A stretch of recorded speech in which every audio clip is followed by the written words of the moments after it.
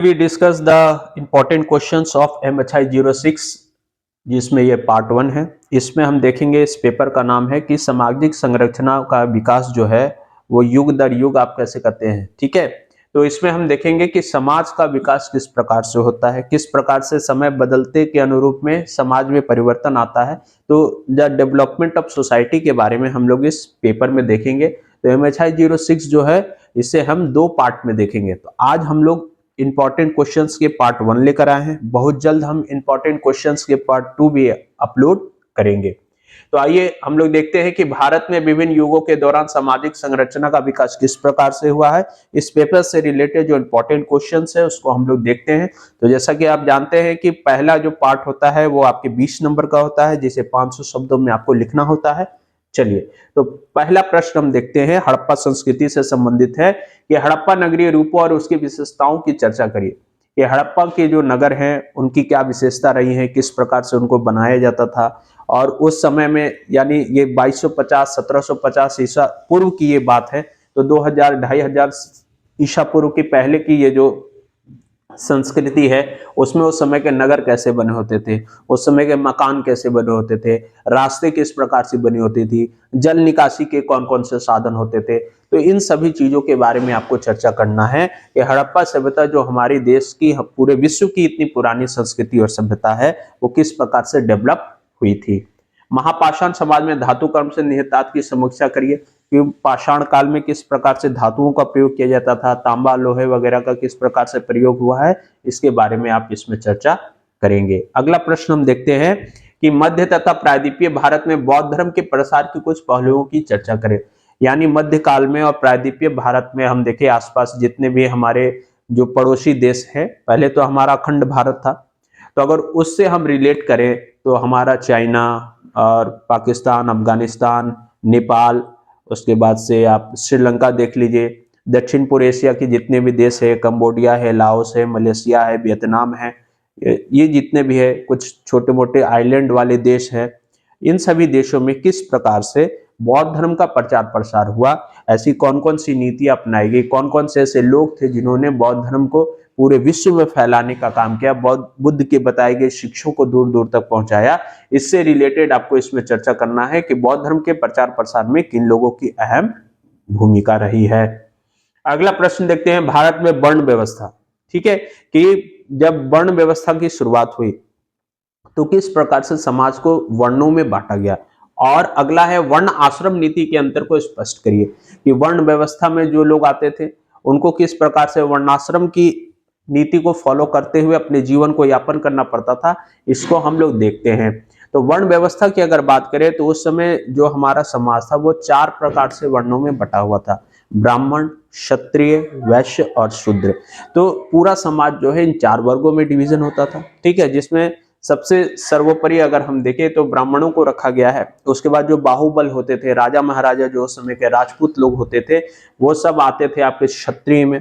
जो वैश्य समाज होता था, जो व्यापारी वर्ग के लोग होते थे, वो सब आ जाते थे वैश्य में। ठीक है, और इन तीनों को जो बाहर से सपोर्ट करते थे, इन तीनों को जो मदद करने का काम करते थे, वो आ जाते थे शूद्र में।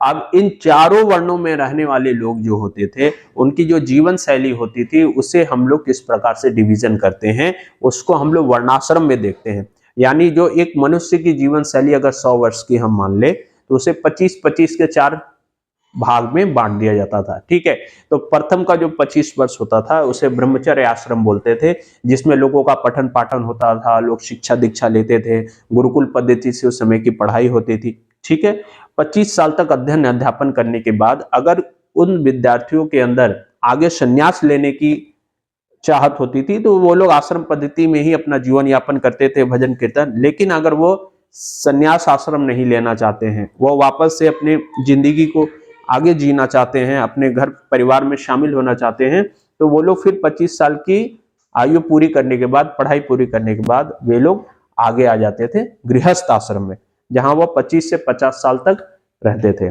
उसके बाद 50 साल के बाद अगर आगे की 25 साल को देखें, 50 से 75 वर्ष तक की जो साल होती थी वो आपका होता था वानप्रस्थ आश्रम। यानी आप धीरे धीरे अपनी इच्छाओं को छोड़ते चले जाएंगे, आप धीरे धीरे अपने स्वार्थ को छोड़ते चले जाएंगे और भजन कीर्तन की तरफ अग्रसर होते चले जाएंगे। आप अपने जो भी नित्य नीति जो है वो सब घर परिवार को देखने के बाद आप धीरे धीरे भक्ति के लीन होते जाएंगे। और 75 से 100 जो होता था वो संन्यास आश्रम होता था, यानी घर द्वार पूरी तरह से छोड़कर भजन कीर्तन करते हुए आप किसी जंगल में चले गए, किसी मठ में चले गए या किसी पहाड़ी इलाका पे चले गए, वहां पर साधना कर रहे। तो इस प्रकार से जीवन जीने की जो शैली होती थी वो वर्णाश्रम में दी गई थी।